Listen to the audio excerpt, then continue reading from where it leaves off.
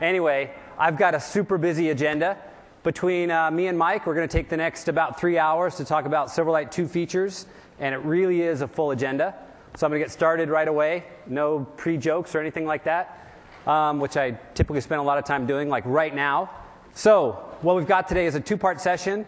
Part 1 is going to be me, and I'm going to talk about overview feature set, and I'm going to spend some time talking about building an application, and I'm going to do sort of the core stuff to build that app, which is simple networking, simple XML, and introduction to the, let's see, controls and data binding. And then I'm going to turn it over to Mike, and he's going to make the app. That's part 2. He's going to make the app shine a little bit, and he's going to show some of the new features in Silverlight, some of the new, what I'll say, exciting features, such as, I think, deep zoom. Mike, you doing that? Oh, yeah, we're going deep. Yeah, all right. It's good to hear. He had to throw that in after Scott's keynote. He's still trying to figure it out, but I think it'll be a cool demo anyway. I've just wasted 5 minutes of my hour and 45, or whatever it is, 15, but I'm going to take all that time. I'll save about 5 minutes for Q&A after my session. I'll stick around between the sessions, and then after Mike's talk, we'll both do Q&A after that. But I'll save just a little bit of time to let you know I will be going long. A lot of the stuff I'll be showing will be samples in Visual Studio, just to show you really how a developer would go about building these sorts of a thing, or Silverlight apps. Now, the stuff on the left up in this list, the top, let's see, 3.5 lines, that's Silverlight 1.0, which is really about graphics, video, animations, those sorts of things. Silverlight 2 is everything else. So you can see in the last year, the team has been extremely busy adding new features to the product.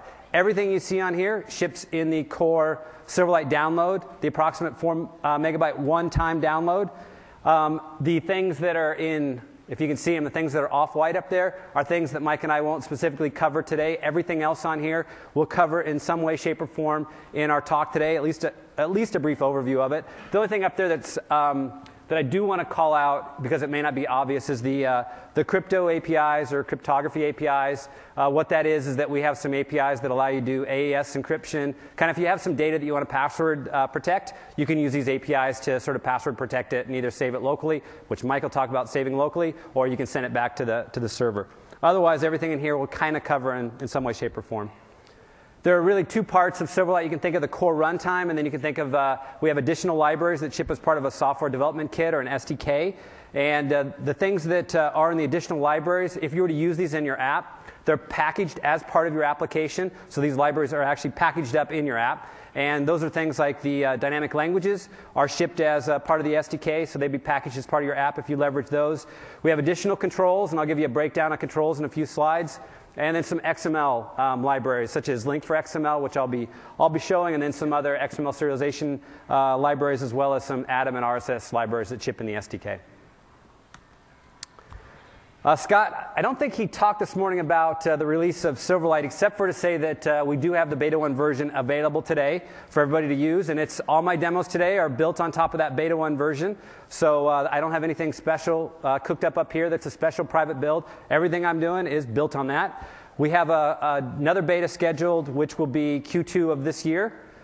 In terms of tools, I think Scott covered this fairly well. The one thing I did want to mention was that for every public release of Silverlight we will have a public release of the tools to support that, and that includes the Expression Suite and the Visual Studio Suite.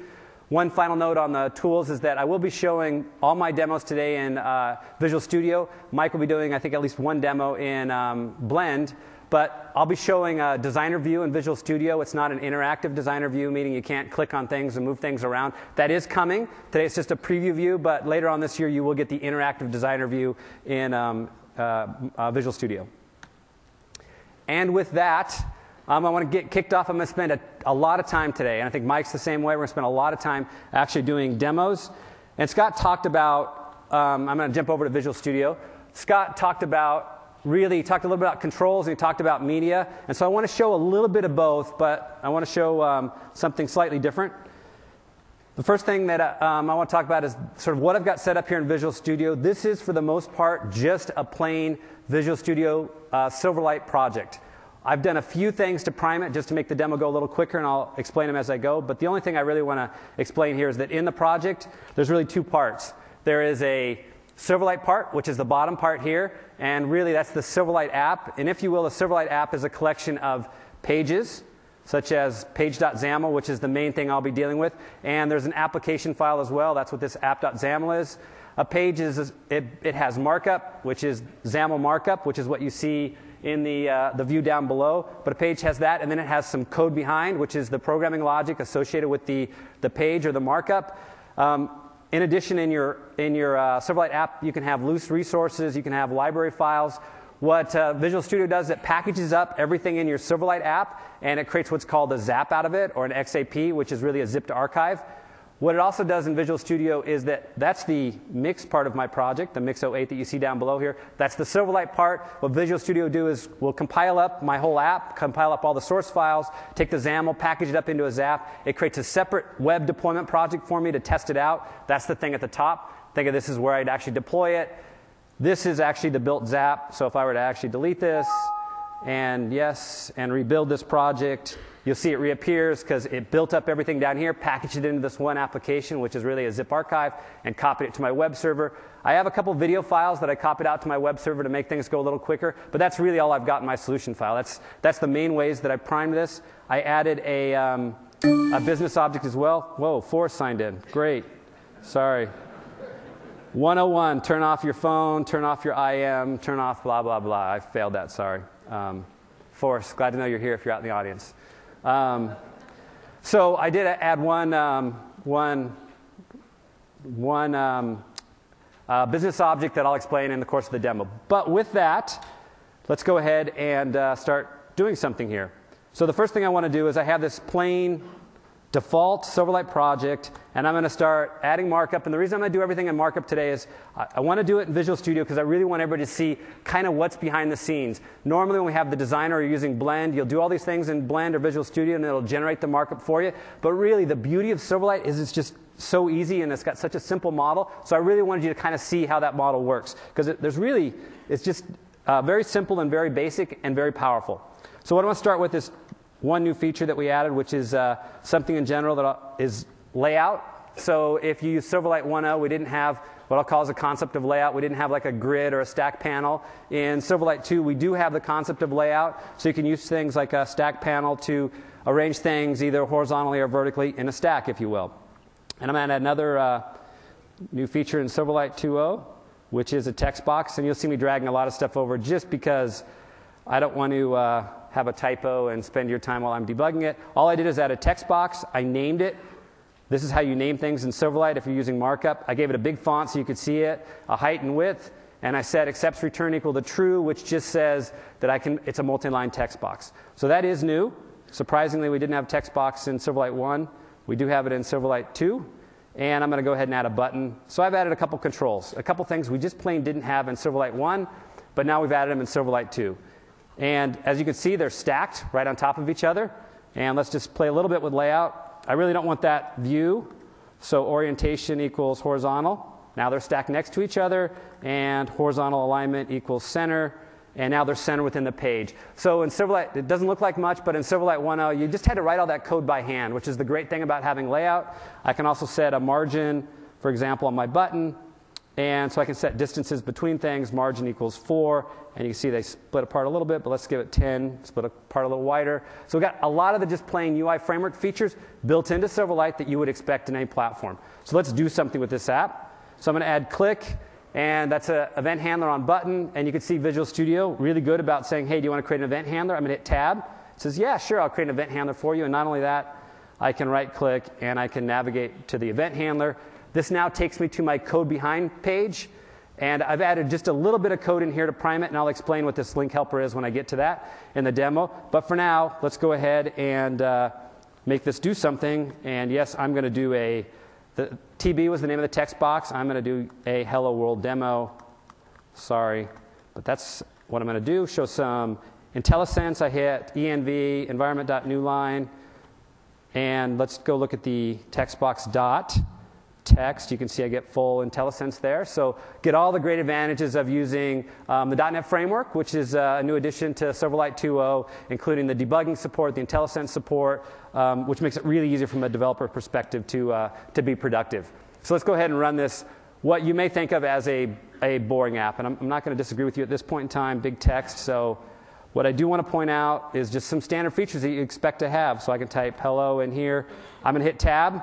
Takes me over to the text box. So we support accessibility, or it's basically an accessible app. I'll hit space. You can see I hit space on there, and it just behaves the way that you would expect to. In terms of the feature set of the text box, I can cut, copy, paste, all the standard stuff you would expect, just to kind of show you this real full-featured platform. Let's go ahead and add hello world, and I can backspace, that sort of thing. But let's just show you one other feature. I can do hello Japan, or maybe I'd want to use, I don't know, an IME on here if people speak Japanese, just to show you not only do we have a text box. This is why we didn't have one in 1.0. It's because they're actually hard to get all the features you really need in the platform working correctly. And that's what we have in Silverlight 2.0, is we do have a full-featured text box, fully accessible controls built into the platform. So, and I think a lot of people just expect that, so let's maybe go on to something that you wouldn't necessarily expect. So I'm going to jump back to the Visual Studio. And one of the nice things about Silverlight 1.0 is that it really did a great job with media and animations. So since I can do controls, should be able to go ahead and do media. So let's go ahead and add a media element to this. And this media element is going to play that dolphins.wmv that I had previously added to my project. And let's go ahead and do a little bit more than that. Let's take this text box here and text box dot, let's set its background to, might as well set it to, let's kind of marry the two together. We'll take the old school and the new school, video brush, give it the source name, ME, which is the media element I just added. The name down here is ME. And let's say stretch equals uniform to fill, which is fill the background of that text block completely with media. So I'm going to paint the background of the text block with media. The other thing I want to do is show you our button control here. Someone may have noticed when I added this, it says content. Why doesn't it just say text? The reason it doesn't just say text is because really you don't want just necessarily just text in your button. Maybe you want an image, or maybe you want, since in my case I want to show some old and some new, maybe you want a media element in there. So maybe you want a video button. I don't know, but maybe you do. So let's go ahead and run this and now show you that if you wanted to create the type of experience where you could have swam these waters millions of years. Two video things playing at once, and I'll fix that in a minute, but and here comes a fish swimming by, or excuse me, a mammal swimming by. So you can see, and now all of a sudden we're getting to a unique experience that steps outside the bounds, maybe a little bit of what you're used to doing with controls, but I think we can do actually a little bit more. I noticed there are a couple problems in there. One is that, I don't know about you, but we had two audio tracks playing at once, so I'm going to turn one off. I'm going to set the is muted property here. The other thing is that, I showed you how you could use video, but we were really, we support video and animations as well, so why don't we go ahead and add a little bit more code. And what I did is I did two things here.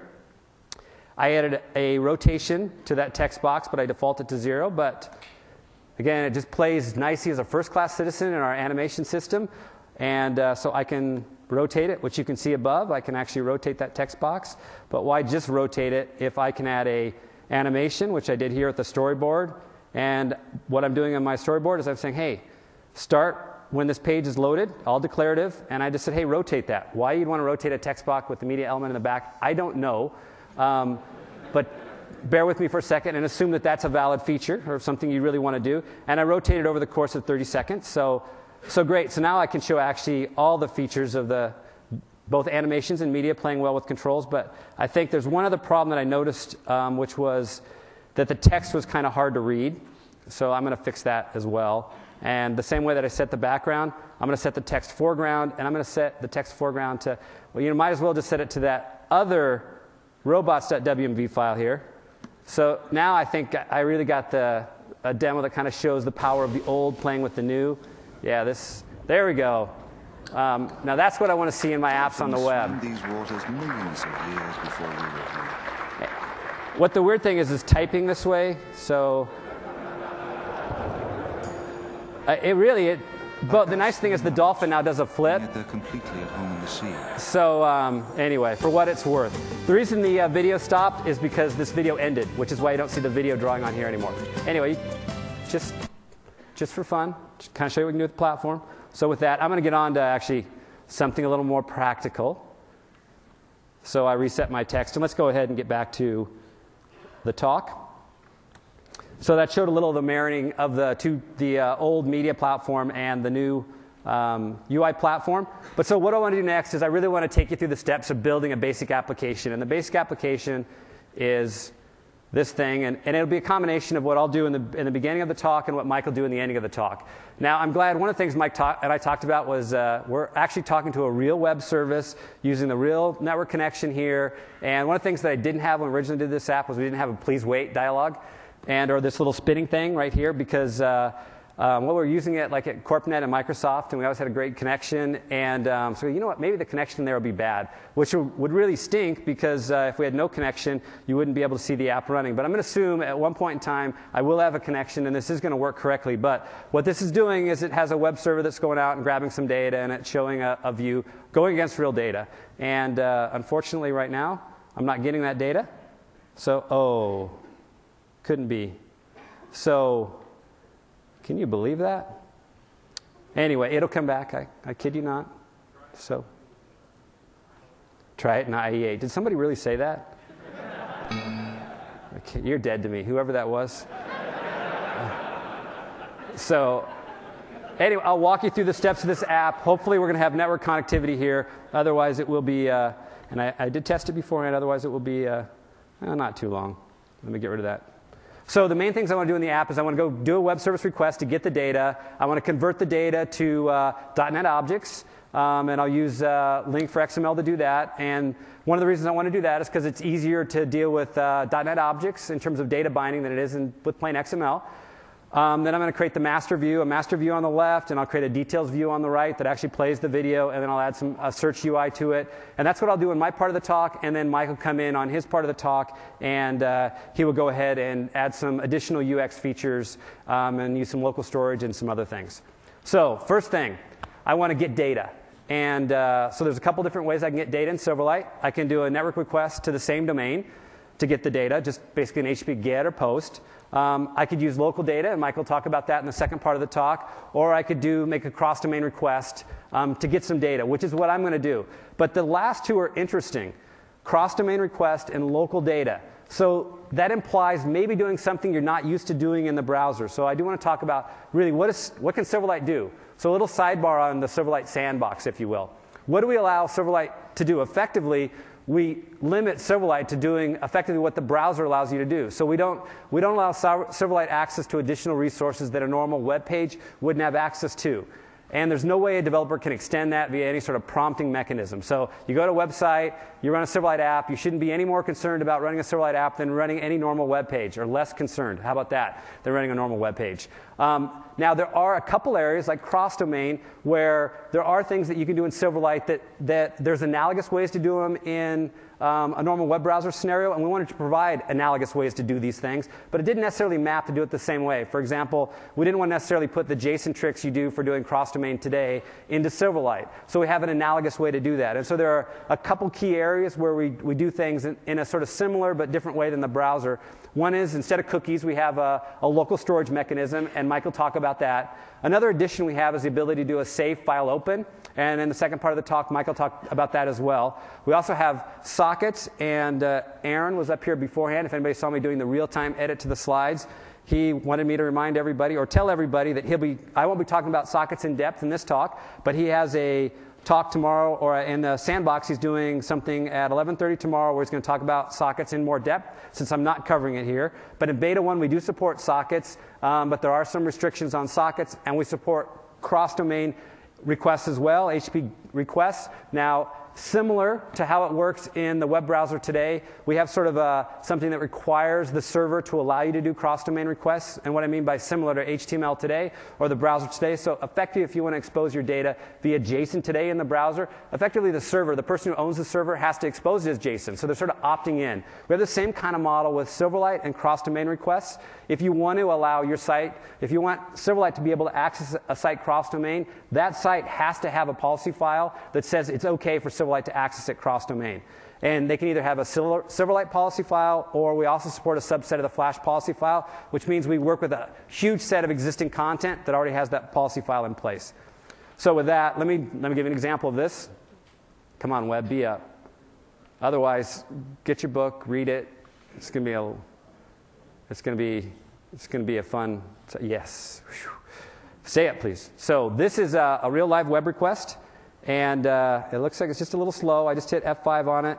And it's returning, every time I hit F5, it's returning different data. But this is a web request on catalog.video.msn.com. This returns plain old XML. So I couldn't add I couldn't basically add a proxy to it automatically because they don't support it. Otherwise, it would make my job a little easier. Instead, I'm going to do a plain old HTTP get to call effectively this exact link here, get some XML back, and then I'm going to turn it into .NET objects. Now, the reason I can make this cross-domain request to catalog.msn is because they've deployed a policy file, which is here. You can see the policy file is at catalog.video.msn.com. So they've deployed it, and it says it's OK for someone to access me or Silverlight to access me cross-domain. The first thing baked in the core of the Silverlight runtime we do when we see a web request is we say, is this a cross-domain request? If so, we do a request for the policy file. We do one for the Silverlight policy file if it exists. We look at it, and if it says OK, we go ahead and do the network request. Or if the Silverlight policy file doesn't exist, we fall back to the Flash policy file. And if that exists and it says it's OK to access cross-domain, then we go ahead and honor that, and we'll allow the request to proceed. So that's really what I'm going to be doing. And the next part of my talk is let's get back to building the application. I'm going to go ahead and make a cross-domain request to get that content. And what I'm going to do is I'm going to use the web client.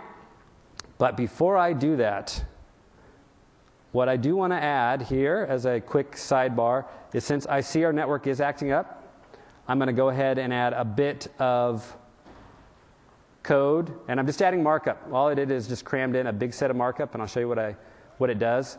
It displays one of these spinning things, and a designer actually built this. And by default, when I load and run this app, I haven't done anything else. Whoops.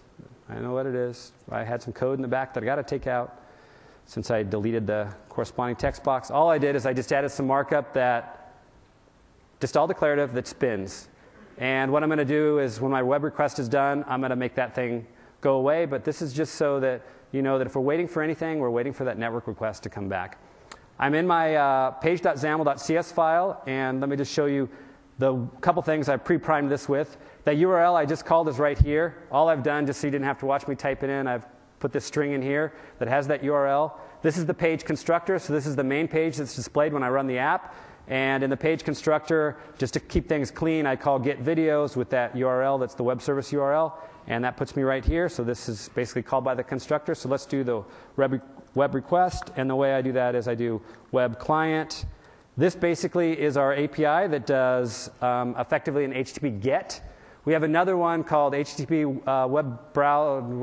web request. Thank you, Mike. Which is a little more powerful, allows you to get and post and look at headers. I just want a simple string return because I'm doing a plain old XML get. So this is a very simple API for doing that. So equals new web client, and you see the IntelliSense in Visual Studio makes it very easy. Now, the web requests we do in Silverlight, anything we do that is that takes a significant amount of time, like a network request, we do it what's called asynchronously. And what I just added is I added a completion handler. So effectively I said I'm going to make a web request, and when that web request is done, call this routine. And now I'm going to go ahead and make the web request.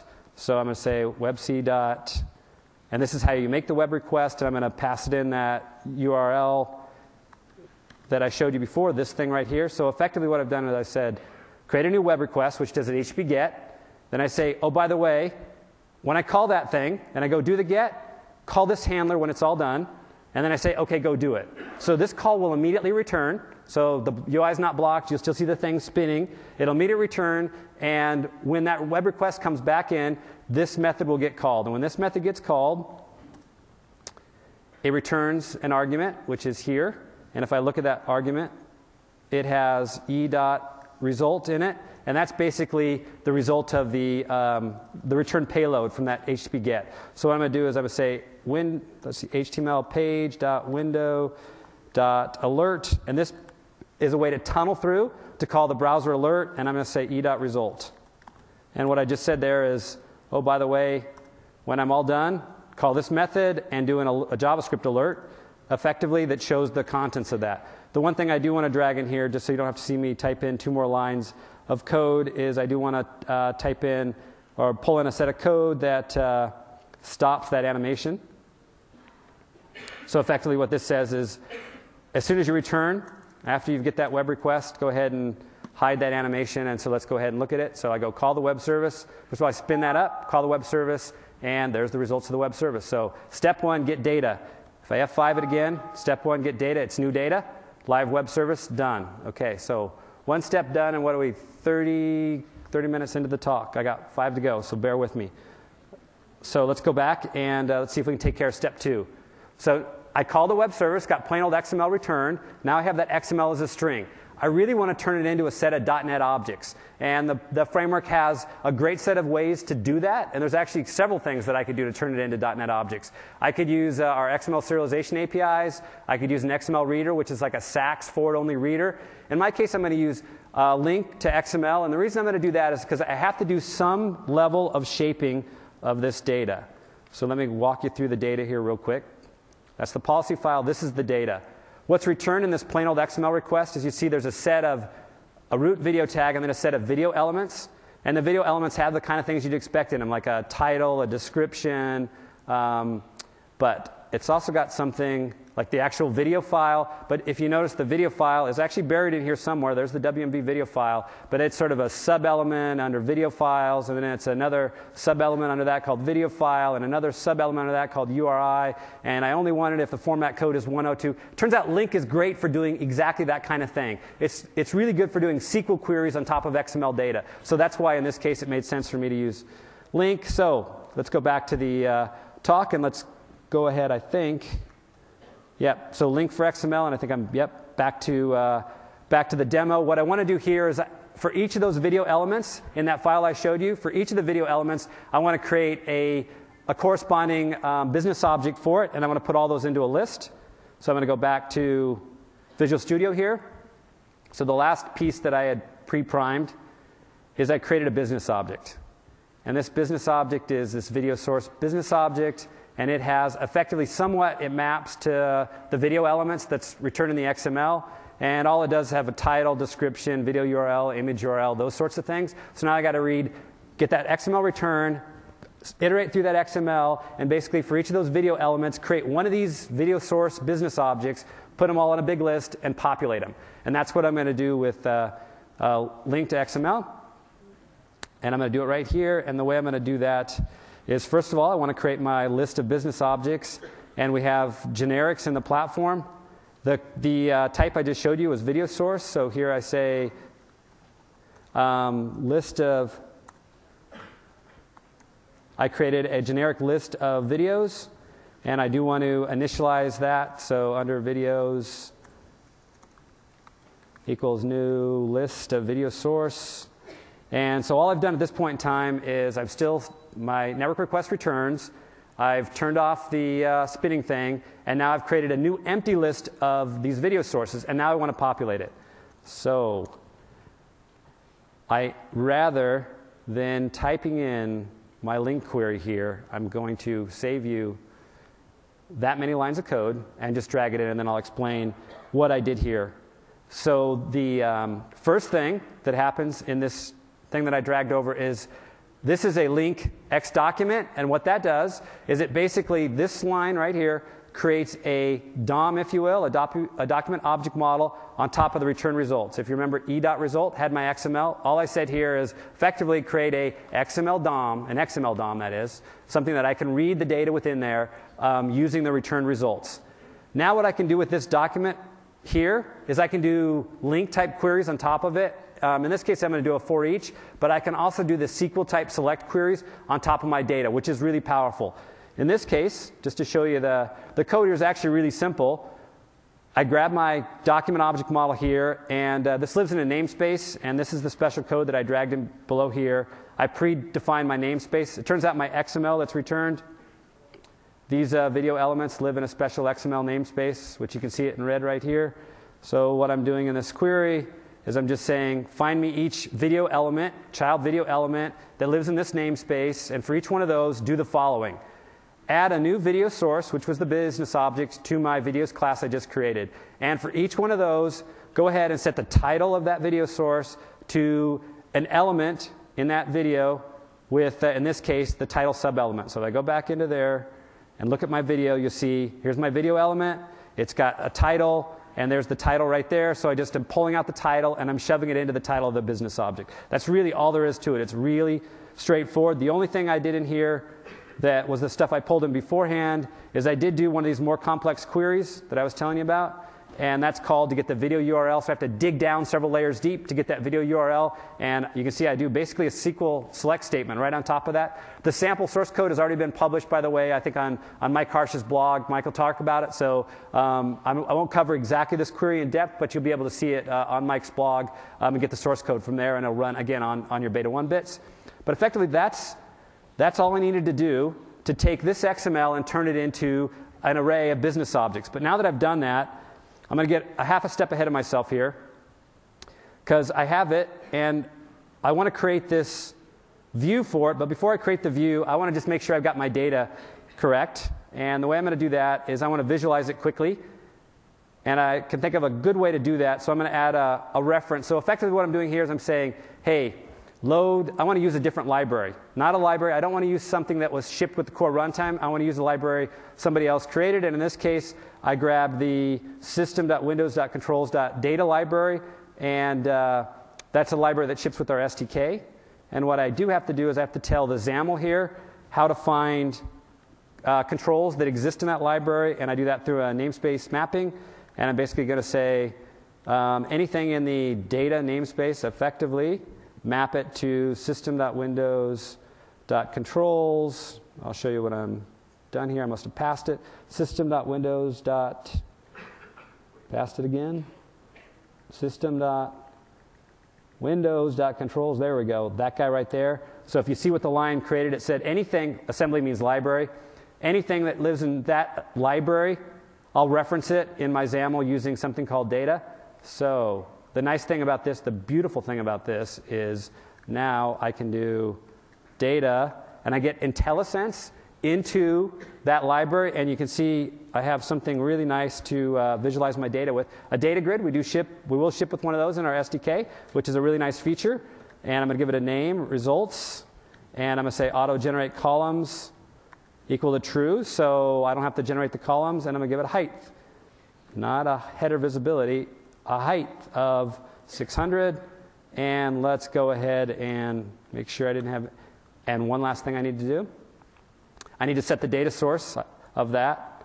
So that's the data grid, results is the data grid. The way you set a data source on a list control is using the item source, and equals under videos. So I filled this video using this XML, and now I've gone ahead and data bound it to the grid. So let's go ahead and take a look at what this produces.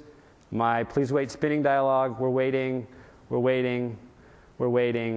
and there we go. And there you see by default we get a nice little grid view, and this is the default grid view. As you can see, it doesn't do the best job with image URLs because it doesn't know it's an image URL. I didn't tell it was.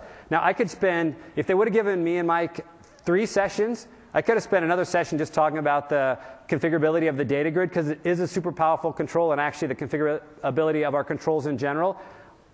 They wouldn't give us 3 sessions. So in the absence of that, I'm going to show you that if I had another session to go ahead and show you how to format the data grid, I just dragged in, all it is a bunch of declarative content that does exactly that. It formats the data grid to make it appropriate for the content I just displayed. And with that, you'll see something you'll see nothing, and I'm going to rebuild the solution, and I'm not sure I gave it the same name. Here we go, run it again. This should work. And there we go, waiting for the web request, there we go. And there you can see, now I've got, just with that declarative view in the data grid, it's actually playing the video, and the video is buffering right now, which is why you don't see the video. But just with that little bit of markup, I'm able to add the data grid and quickly format it to create this kind of a view with it. So really nice, really powerful. So going back to my talk, so I have now my data as .NET objects, which is great. Now I want to build my main view on the left side, my master view. So that's what I want to do next. But in order to do that, I'm going to need to use some controls. So Scott, in his keynote, talked about some of the controls we have. This is the list of Beta 1 controls we'll have. We'll have additional controls post Beta 1. The list in the left, those are the controls that, what I'll say, are intrinsic controls that will ship with the core runtime in Beta 1. So if you do the core Silverlight download, you get all the controls on the left-hand side. The ones on the right are currently SDK or additional library controls, so these would ship as part of your app. And that includes the data grid that I just showed you. But let me just show you a few of the controls actually really running. So this is just a test page, and it shows you the text box you've seen. I'll show you the watermark text box later on. We have, tooltip, button, a toggle button. Now, one thing about the toggle button is that's actually in toggled state. That's in non-toggled state. You may look like it doesn't look there's not a big difference between toggle and non-toggle. Karen Corby has got a talk tomorrow where she's going to talk about skinning controls in depth, and she's going to show you how you can completely easily change the behavior from a designer perspective, or the look, I should say, the skin of that control to provide, if you wanted, a greater difference between the two states. But the standard things you would expect: radio button, checkbox, grid splitter, a slider control, a calendar control, date time picker, scroll viewer, all part of the Beta 1 build. And this is not my puppy, but just to give you an idea, scroll viewer kind of thing. So a lot of controls that ship in the platform, and I'll be using a set of those to build out the rest of the UI. In addition, I talked about layout, but one of the core things that I'm going to need to take advantage of to lay out my master view is I'm going to need to use layout. Now, layout is really composed of what I'll say are containers that know how to lay out children, and then some things that you can do to the children or the underlying controls to support layout.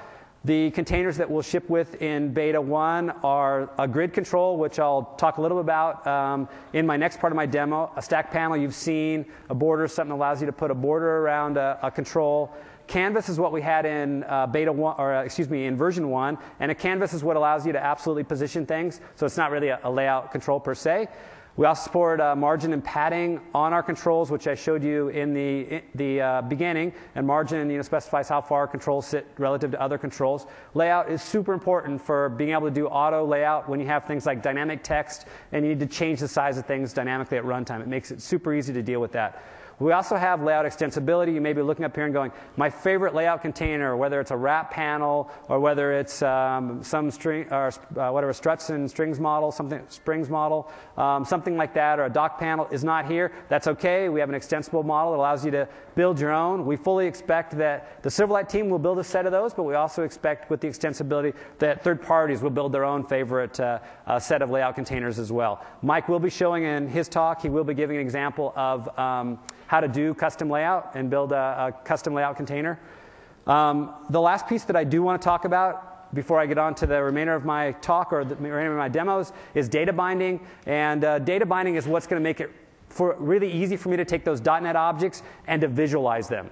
And there are two types of two types of data binding supported in Silverlight. There's standard property binding, and property binding is taking a property on a UI element, like a text box's text property, and data binding it to something like a business object, like my video source's title property. Using data binding, the data source or the business object's value gets automatically reflected in the UI, and you can do vice versa with two-way data binding.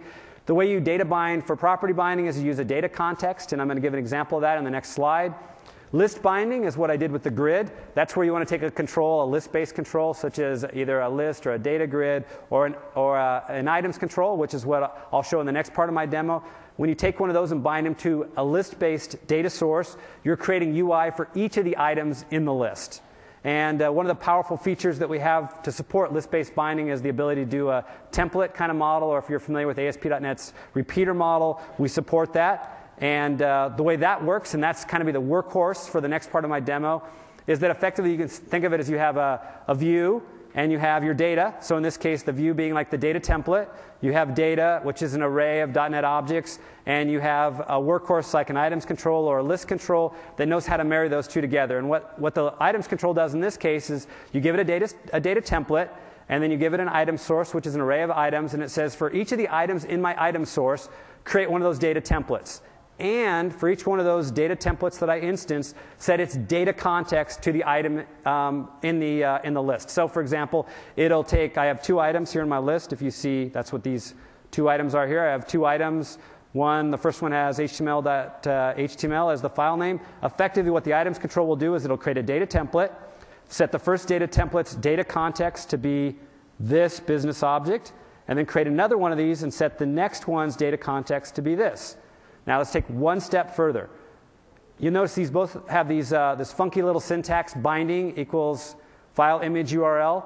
What this says is this uses simple property binding. And it basically says, for this property right here, for the source property of this image, go into its data context, or its parent's data context, or its parent's parent's data context, because data context flows that way. Go find if you've got something that's non-null, so see if you've got some business object or some object there. If so, grab its file image URL property and shove it right here. The same thing for the text property, does the exact same thing. So the beauty of this model, it's really that simple, is that all I need is a template, a list of objects, the binding syntax, and an items control, and I can quickly whip out UI like this. Declaratively, it's really simple and powerful. So I'll show you a real example of how that works. So I'm going to now create the main view using exactly that feature set, and jumping back over to Visual Studio.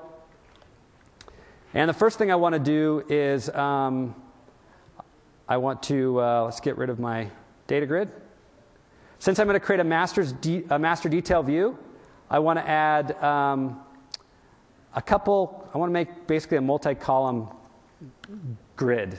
I want 2 columns, one column for my master and one column for the details. One thing I didn't explain at the very beginning is that by default the templates in Visual Studio, the default Silverlight project creates its root container as a grid, and it doesn't add any cells, it doesn't add any rows or columns in a grid. It has just effectively by default 1 row and 1 column, and any content you put in it is stretched to fill up the whole grid content. So all along, everything I've been showing you has actually been done in a single cell in a grid. What I want to do is I want to add a couple columns to that, and the way I'm going to do that is with markup, XAML, the way that you typically do things in Silverlight. So I'm adding a couple column definitions, and if you noticed my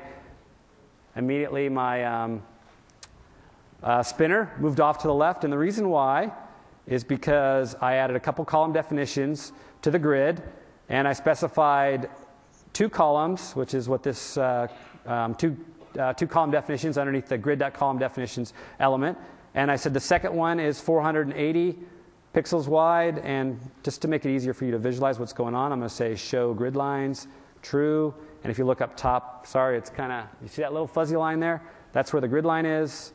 So now I have 2 columns. The first column I said, take up all the space, the second column, take up 480, but I can do things like proportional, so I can say 2, 3 star, and 7 star, for example. It says the first one take up 30%, the second one take up 70%, but in my case, this is the layout I want. I want the second one to take up 480 and the first one to take all the rest of the space.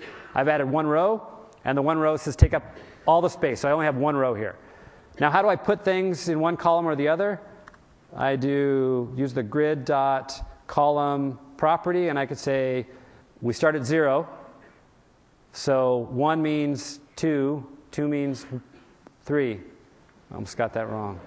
I see everybody's still with me. So 0 means -1. I'm confused. So by default, the grid.column is 0, so by default it lives in the first column. But I can also do things like, say, let's see, grid.callspan equals 2, and in this case 2 means 2, not 1. So I know it's confusing. If you're developers out there, you'll get it after a while. This way I've basically done a column span. So the grid is really like an HTML table, and the same tricks you used to play with you still do with an HTML table, you can do with the grid in Silverlight. I don't need the grid column because I'm fine with that being in the first column. But effectively now I've added 2 columns, so now I'm going to add some content, and the content I want to add is the items control. And the items control is the thing that I talked about in the previous slide that says I can take a template and a list and I can marry them together to create UI. So I'm going to create an items control, and I want to set its vertical alignment equal to top, which says I want it to be at the top of this page, and I want to give it a name. And I'm going to give it the same name I gave my data grid. And that's just so I don't have to rewrite that other line of code in here, which by the time I show you that I don't have to rewrite this line of code, I could have rewrote this line of code, but I just gave it the same name so I don't have to rebind it, which means this will just work. Now, I have to give it a template. Well, thank you. Thanks. You are still with me. If you're the guy who said that about IE8, I'm back to liking you. You're not dead to me anymore. I'm going to give you a hug right after this talk. So if you could write the rest of this for me, though, I'd appreciate it. Item control dot, let's see, item template. I got it. We're back on track. And then I want to give this a data template, and then I'll explain what I just did here. And I do want to, I change the name of that thing, and sometimes I change the type of it. Sometimes Visual Studio tried to be really smart, so I rebuild the solution just so I can tell it that I'm smarter. Items, I just need to give this a data template. And I'm already binding it to a list of stuff. And if I give it a data template, in this case, let's keep it really simple at first. A text block, and I want to set the text equal to binding. And let's see, title, short title. So what that is my business object. Has something in it called short title right here. And I just bound short title. So effectively what I'm saying now is that when I do the binding, going back to my code behind, when I bind my videos list to this control, for each of the items in that list, I want you to create a text block and set the text block's text property to the short description you get from that business object. So if I didn't mess anything up, and I know where to go if I did, wait, there we go. And so this is live data, so I hit F5. And so it's really that simple. I had that one line of code, but that's all I really had, the one line of code to do the data binding. Otherwise, it's just creating a template and for the items control and giving a list of business objects. So super powerful. So the key thing here with XAML is that now all I really have to do is I have to have a designer go off and say, you know what, I want that to look a little nicer, and tell them what to bind to, and they can do the magic to effectively do what I just did, only for all the rest of the properties. And here's the short title, here's the short description that are all in that business object. So they've went ahead and created a view. Now, I said it's a designer, but I think anybody who's actually a designer here is going to take one look at this and go, Joe did that. And you're right, I did. But yeah, that's me. So that's all I did. I just changed that markup from the text block to that, and now I get this view in here. So I'm like halfway there now, or more than halfway with, let's see, 25 minutes to go, which is good. So now what I've done is just with that template binding, I created this view here on the right using taking the image URL and binding it to an image, taking, this is just a text block or either that or hyperlink. I bound the title to that and took the description and bound it to a text block and bound these things to a text block. So really simple. Now, I do want to get rid of this. That's from my show grid lines equals true. So let's get rid of that before we go on to the details view. False. Okay, let's jump back to the talk. So building the master view, done, check. What's left? Creating a details view. So what I want to do now is I click on the item on the left. I want to have a view on the right-hand side that plays the video. And that's going to be, the way I'm going to do that is I could just do the same thing I've been doing before, which is take some XAML and put it in the main page. But I do want to show how you can create reusable controls within Silverlight, and we call these user controls. And effectively, you can think of it somewhat as like another page, and then you can just reuse that. So I'm going to do this as a user control, and then I'm going to jump right into adding search and a couple little fluffy animations to it to finish up. So I think with that, let's go ahead. Let's finish the demo. So the first thing I want to do is I want to create basically a reusable control here. So I'm going to say add new item. And this reusable control is something that I could then, if I wanted to, I could give it to somebody else to use. And I'm going to call this details view. I could package this up as another library, but just think of it as another page. And in here, let's just start out with something really simple, a text block with text equal hello mix crowd. I think maybe I misspoiled it, but you get the idea. So what have I done? I just created this other reusable component. I can stick more than a text block in there. I could stick other controls if I wanted to as part of this. But now this thing can be packaged up and now reused as a separate library, although I included it in this project. So in this case, it's actually just part of the library that I've been working on here. And now I want to reuse that thing. So the way I reuse it is, since I did create a new name, if you will, I need to tell the XAML markup for this project where to find that details view thing that I just created. And the way I do that is the same trick I did before, which is I add an XML namespace, and I'm going to call this my. And again, Visual Studio has great IntelliSense. And this says, by the way, anything I create, my own controls that I create in my own project, I'm going to reference them using my. So I'm going to come down here and go ahead and add that thing. But before I do, I'm thinking ahead. I know I'm going to have a search area in here, so I'm going to leave some space for that. And I do want to set the horizontal alignment on this thing to left because I know it'll make the search look a little nicer. And I'm going to set a margin equal to 4 as well. And then let's go ahead and add that details view. So it was my : details view. Wow, that sounds terrible. Hope nobody caught that. Geez, I got to think of it. I never caught that until now. So anyway, moving along. That's something you would do, Mike. You set me up, didn't you? I get it now. Okay. That was not planned. Anyway, okay, moving on. I don't know how I'm going to get out of that one. So I just named it details. Now, one thing you'll notice here, I'll rebuild and reload the designer. And you'll see this thing is off on the left, and the reason why is because I haven't set grid.column. And remember, everybody's keeping track. It's 1. Thank you. And there it goes. It flips over to the right-hand side. So I'll go ahead and run this. And so all I've done is I've just taken that reusable thing that I made, and now it's going to appear on the right-hand side, and there comes my list in there. Excellent. So now let's take the next step. I've got this reusable thing. How do I make it such that I can turn it into a details view? And I'm just going to do the same trick that I showed you before. I'm going to take that text and let's say binding and short text. That's it. So now if you remember, where does the short text need to come from? It needs to come from something on this thing's data context. So I need to set that. And the way I'm going to set that is when I click on the stack panel. So I'm going to try to run it. It may not run because I haven't finished my work here, but just to kind of show you, let's see if it does. Yeah. These things on the left, each one of these individual things is in a stack panel. So I'm going to add an event handler to this stack panel here that says when I click on this, I want to set the data context of this guy to this guy's data context. So let's do that now, and it's really effectively one line of code because I have to go to the stack panel.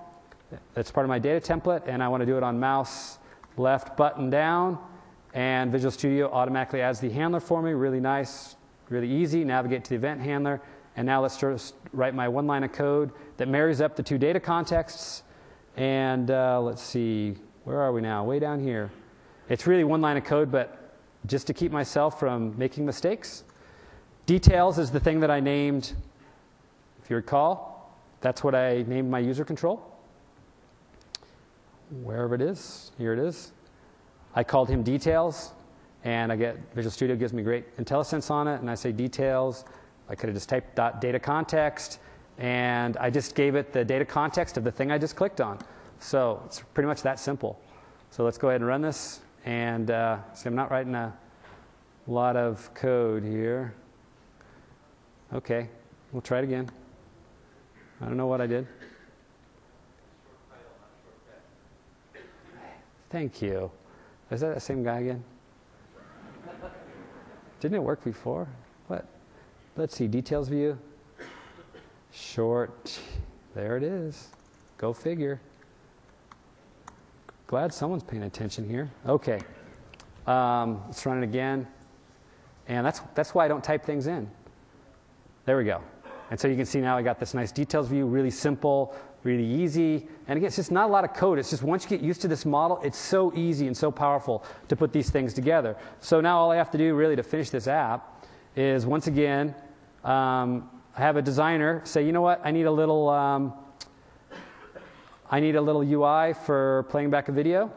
And that's what they gave me. So let's get rid of the stuff I had in there before. And that's what I'm going to drag over now, is just really simply, it's okay, dragging over content.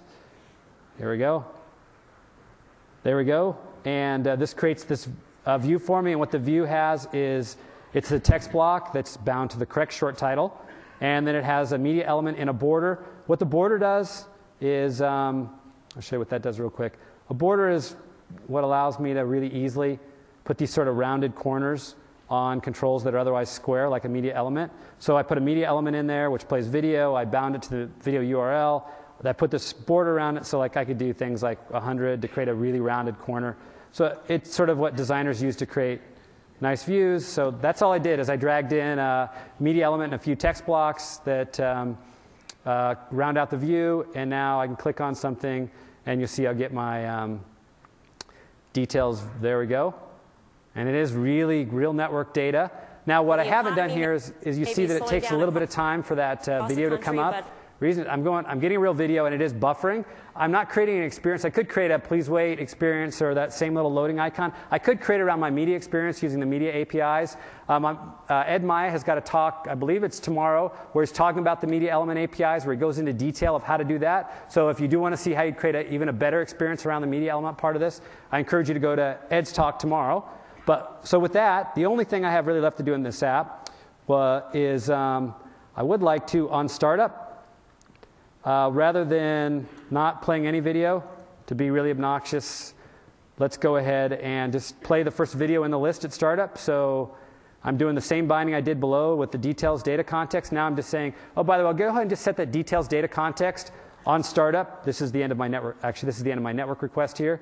So on startup, I call get videos, which when it's done doing the network request, it calls this routine here. And I just say, when you're all done and you've filled your business object, go ahead and just data bind to the first element in the list.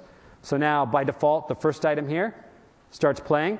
And there you go, TKO32 way. You get some, you get some interesting stuff on this random web service. There we go. Birds of Paradise, that's a little bit better.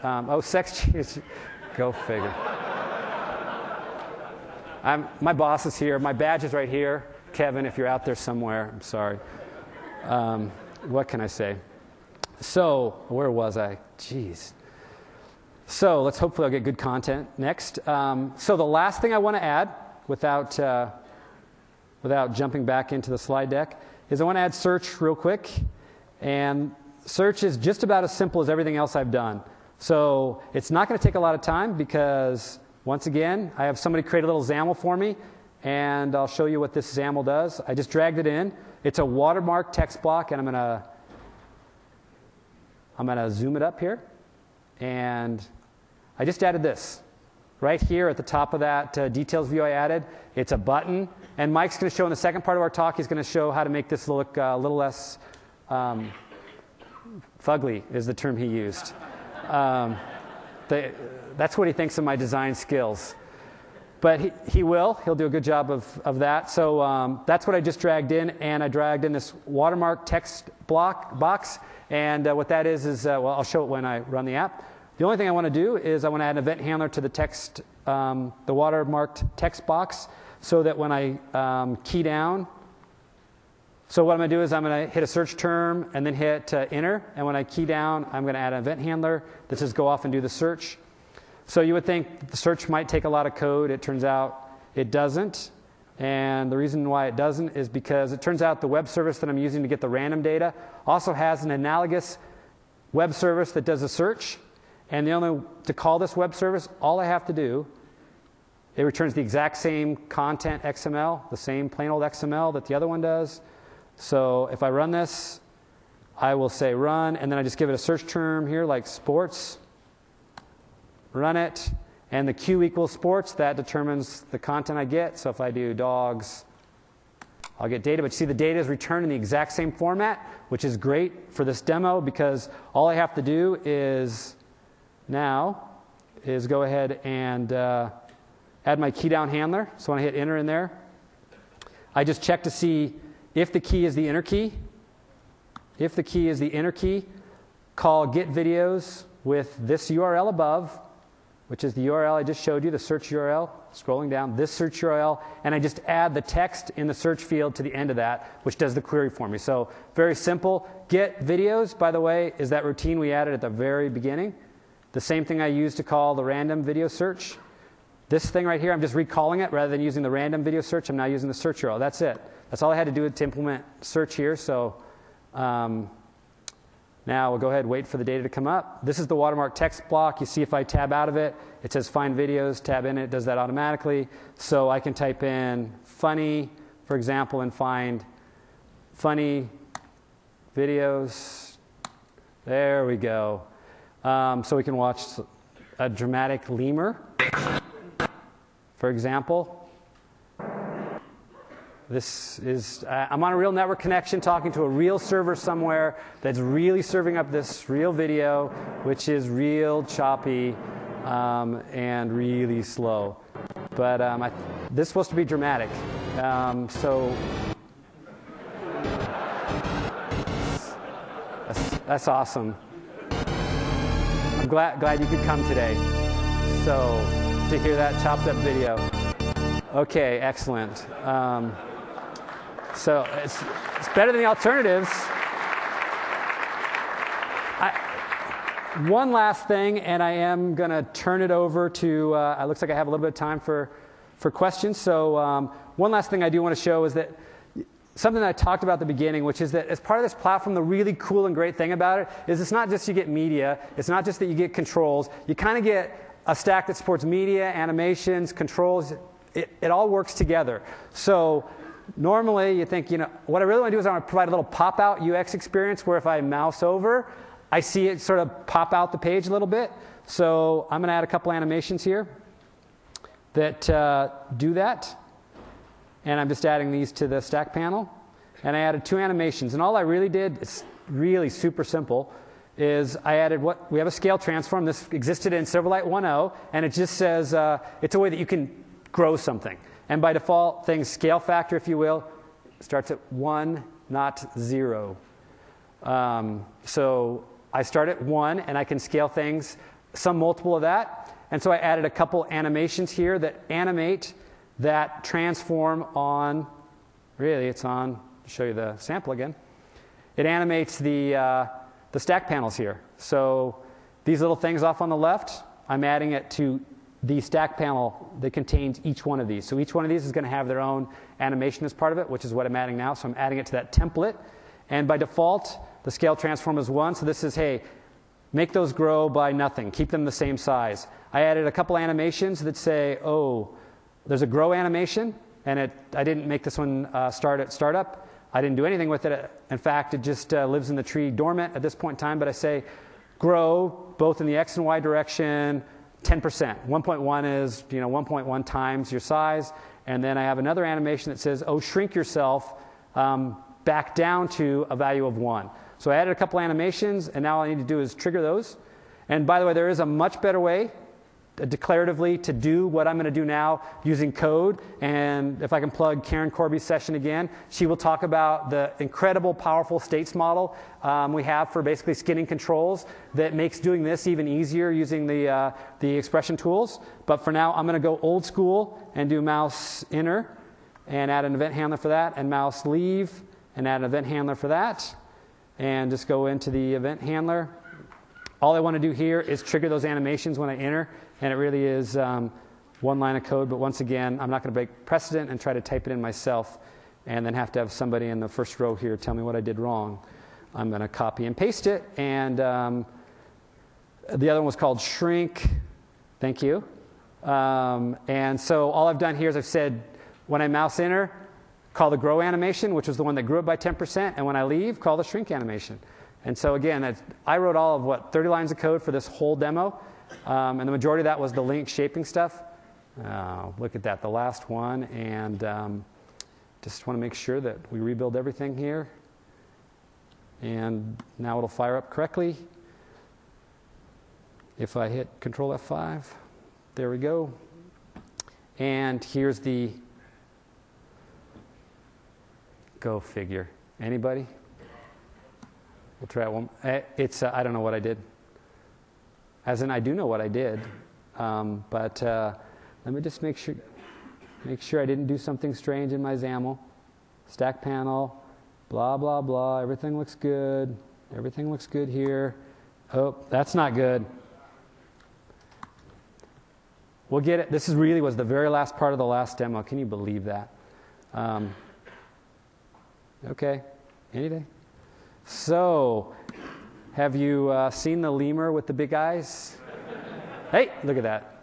So, the demo gods are being kind to me. So what did I just, I added, look, there's Jay Moore. Get the idea? So, really quick and easy to add that simple effect. I mean, it makes it look like, I know something about UX, which I don't. So there you get that nice little cool effect. So, with that, Mike, one final thing I want to do, which is I'm not going to play another random video, but I want to go back to the talk and go back up to, let's see, the one slide that had the link to my app on it. And let's go ahead and see if I can run the original app, because I want to do a quick segue into Mike's talk. And there we go. Now it's running. And so see this little effect that happens here? And see the button that's, slightly less fugly? There, don't know where it is, Mike. There we go. This effect, the little bouncing in, Mike's going to show you how to do it. He's going to show you how to make the button a little nicer. He's going to show you, he's going to actually add history linking to this, so you can go forward and backwards, that sort of thing. That's what's happening in the second part of the talk. And I'm going to take quick Q&A here, but before I do want to go down to, how far down is it? Go to, I do want to plug the other sessions, related sessions right here. So unfortunately, some of these sessions, like Ben Wagner's encoding session, is happening now. So you just missed that, but hopefully there'll be a repeat for it. But these are all related sessions where you can get additional detail that I couldn't cover in this talk, or Mike can't cover. But please stick around for the second part of the talk. Mike's actually got all the cool UI, UX stuff in there. With that, I do have, I'll stay here till the next talk starts, but I'll take questions now. So thank you, everybody.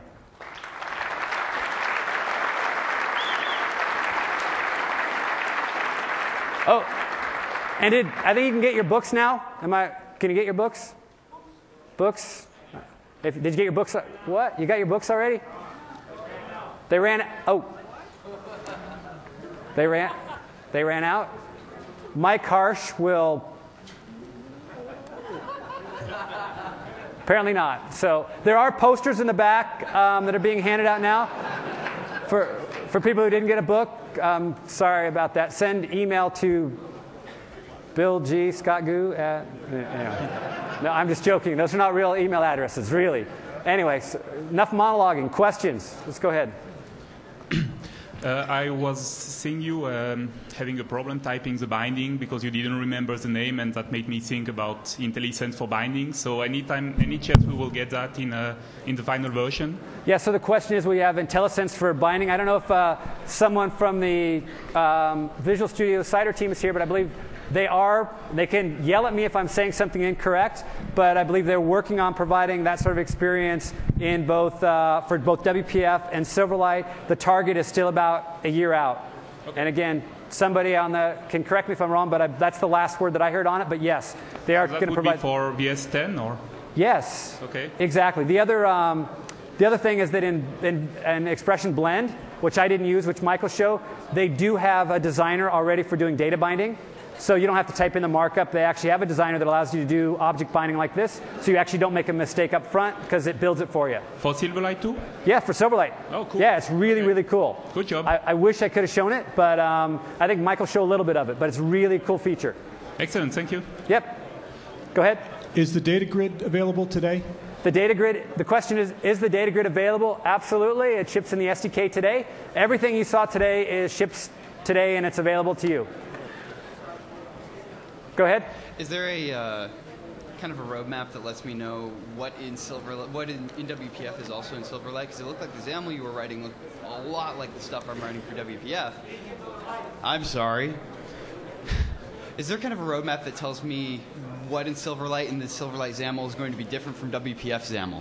Yeah, so the question is that he knows that the markup was a lot like WPF markup, and that's true. We're a subset, effectively, of the WPF markup, and he's wondering if there's going to be some document that details the differences between the WPF and Silverlight, and yes, we are. We've actually got some stuff internally that articulate the differences. We just need to get it customer ready and out to customers, but yes, there will be something that does that.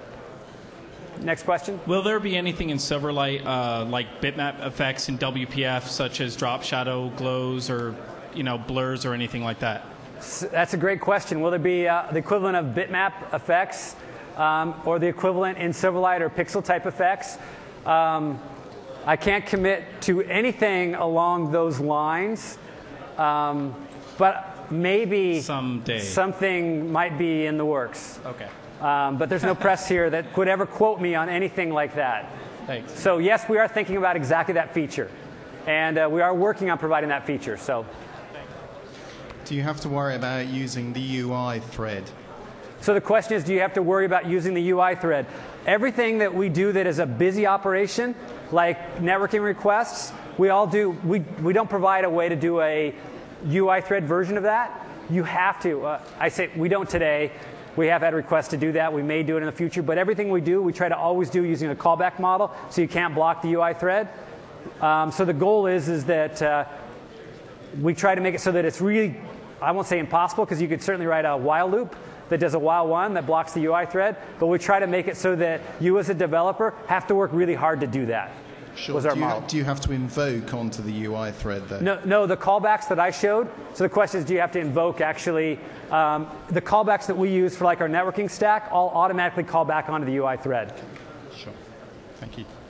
To elaborate on the SDK controls, what's the difference between what's included in the native, the core, versus the SDK? Like, what is the difference between the two? Well, so the question is, what's the difference between something that's included in the core runtime versus something that's included in the SDK? And effectively, we wanted to try to keep the size of the core runtime as small as possible. So we tried to draw a line, and it is a gray line, between what we felt were the set of controls that were used.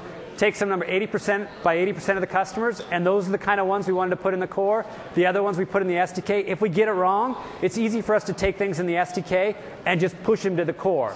In the future, we also want to look at things where you can cache our SDK libraries so that it's really you download it once per app, or download it once, not per app, but just download it once. And if multiple apps use the same SDK library, it's persisted. But as of today, you package them as part of the app. But the key thing is that it's kind of a little bit of a fuzzy line. But we tried to take the most common ones and put them in the core, and the other ones we kept in the SDK. So anything in the SDK needs to be reloaded every time an app loads? It's reloaded with the app. So it's loaded once for your app, and then it's only loaded once per your app, or downloaded once per your app. Now, I didn't talk about all the experience we have around demand or delay loading libraries. You can fully control all of that with our app model. Super powerful, but there are ways that even if you want to provide an experience around loading, let's say you had a bunch of your own SDK type libraries, you can provide an experience where you load those in the background, that sort of a thing. Cool, thank you. Sure. Hi, do you support writing bitmaps well, and I have another question, but. So the first question is, do we support writing bitmaps? Yeah. We support, so Mike just says negative ghostwriter is the way that he explains it. I try to put a more optimistic spin on it. We don't have a bitmap API. What we do have is we have the ability to set an image source, if you will, via a stream. And the stream happens to be a compressed stream, meaning it has to be JPEG or PNG encoded. So if you wrote your own PNG or JPEG decoder, yes, you could do that. However, being able to do direct bitmap manipulation directly is not something that's supported by our platform. There are workarounds today. That is something we want to support. We actually are actively looking at it. One of Mike's guys, in fact, is right now sitting back in Redmond looking at bitmap API, or specifically bitmap APIs. But we couldn't write them either, or we couldn't generate one on demand either. We say generate one on... apply an effect to it and let them save it onto their machine. You'd have to do it you'd have to re-encode it effectively as a PNG. So you could do whatever you want. You create your own memory stream, if you will, put your own bits in there, encode it yourself to a PNG, write it to an image to create your effect. So really, really painful. Not ideal. We know it's painful, and it's something we want to improve on in the next version of Silverlight. Okay, and then quickly, because there's no there's no rich text box, I've read that you recommend using an HTML editor or something like that. Yeah, that's one solution. The question is, there's no rich text box today. So what are your options? Well, can you layer these things with Silverlight objects? So you have Silverlight object, HTML object, and then Silverlight object on top of that. So the question is, can you layer things on top of HTML on top of right. Silverlight? There are some issues. Is that a complete negative, Mike? With you have to, yeah. The issue is with you can do it. You have to make your Silverlight control windowless, and then when you make it windowless, if you're familiar with how the browser works with object tags, there can be some performance issues with making things windowless. It just ends up being, there are certain things that don't work, like accessibility doesn't work, and IMEs don't work when you're windowless. It's a little poor performance, but you can't play those tricks. You have to sort of manage the stack yourself in order to do it, but you can do that. All right, cool, thanks.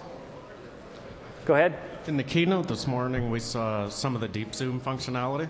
I'm just wondering if that means that HD photo is supported now as an image format. So the question, wow, that's a great question.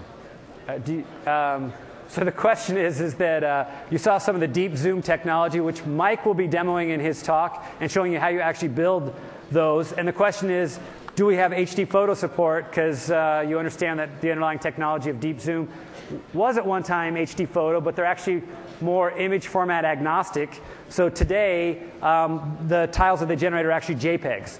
And so we don't do it using HD photo format. We do it using JPEG. It has been a request where we have heard requests to support HD photo. It's something that we will look at in the future, adding to the platform, but as of today, we don't have that. Thank you. Go ahead. Hi, yeah. Is the notify property changed interface supported as well? So the question is, do we support iNotify property change? Being a former data binding person, I could have spent at least a whole talk on doing data binding, and I'm happy to say that we do have that feature in there. I just didn't demo it, but we have it. It works. Will Silverlight ever be open sourced? Will Silverlight ever be open sourced? Wow.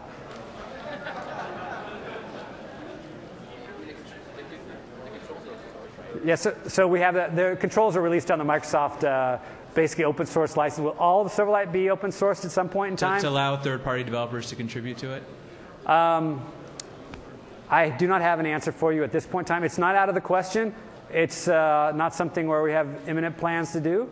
So you're asking about all of Silverlight, right? Everything. Just as will third-party developers be able to contribute to Silverlight and have it commit to the main trunk? Well, so there are our controls today to the main trunk. So I know I'm splitting hairs here, but we have our controls today are released, And third-party developers, we don't have a way for them to contribute in that they can't make changes and then resubmit them back to Microsoft. That is something that we have another team that develops Silverlight controls. The Toolkit team that did the ASP.NET controls where they had that model, they'll have a similar model where they do additional Silverlight controls where they do have exactly that open source model. Will we end up taking that and pushing it all the way down to all the controls in Silverlight? It's a possibility. It's not out of the question. Just today, our focus has been getting Silverlight 2 out the door, and I don't have a great answer for you on that, but it's certainly not out of the realm of possibilities. It's just not planned today. Go ahead. I just make sure I understood it correctly. So in Silverlight 2.0, you cannot set as a source for image memory stream? You can't set a stream. It's just a compressed stream. It's not raw bits. So it means it has to be pre-encoded as a PNG or JPEG. But you can set it as an image stream. You don't have to save it to the server just as a URL? Okay. No, exactly. You don't have to just send a URL. You can actually, you can download the image, get the bits yourself, and then send them to the stream, or you could create the bits on the fly. The only issue is you just have to encode them before you give them to as a stream to our image. Thank you. Am I eating into your time? Okay. All right. Well, I encourage everybody to stick around because Mike does have the sexier part of the talk. So thanks, everybody.